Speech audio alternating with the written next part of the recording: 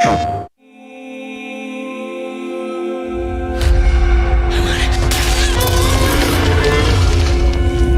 you think of fear, it's a response in your body. So it's not something you're thinking about. You respond to fear in a really physical way.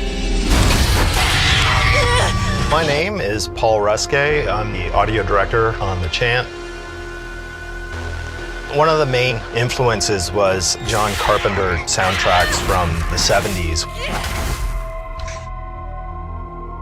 It's a project that reminds me why I got into this in the first place. I was introduced to Paul shortly after starting our first prototype. Paul really quickly started throwing out a lot of experimental soundscapes and so forth that were quite different.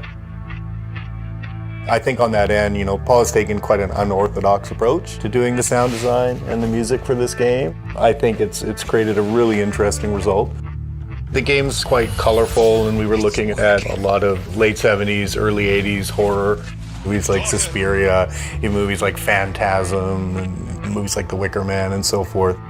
I think we talked early on about just having a general kind of more analog feel, because when using synth, sometimes that can create a digital landscape, and since the game is in a very natural environment, there's no real technology about, and it's on the edge of the West Coast. Having that analog feel and that experimental soundscape was really important. And also combining it with a new age spirituality we thought would be a pretty interesting take.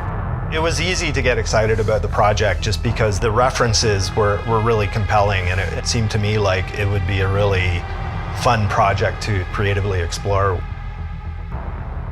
The thing about working with Mike is he's very instinctual in terms of his response to the experience, and he's been a great collaborator guiding me towards those classic movies from the 70s and 80s, but he did want something original. Find her! Bring her back to me!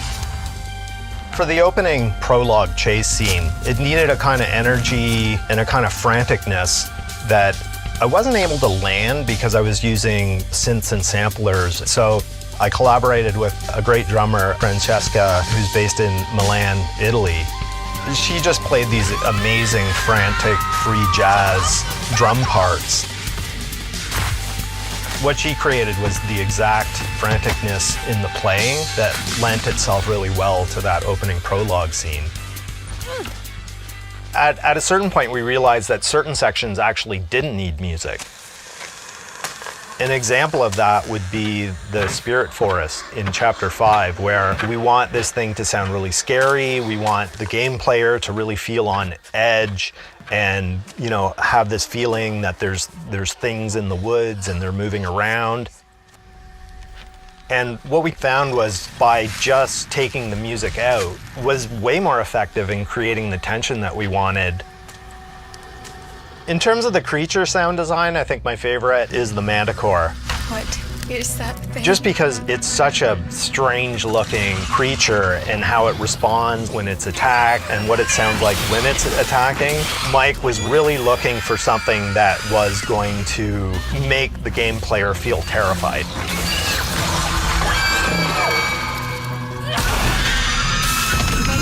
What's been really great about the audio approach and the feedback from Mike is being enabled to try things out that are a bit experimental, that are not a conventional solution. He's always pushed me to take risks in terms of, okay, don't do anything that sounds like everything else. It's also kind of necessary at times, because we do have some things in our game that aren't very orthodox. Like sometimes we'll be sitting there talking like, well, what does it sound like to throw salt at an interdimensional creature? And like, we can't really draw on a lot of, other sources for that. It was great where we ended up, because if it's scaring us and we know that it's going to be happening, then we know we've done our job right.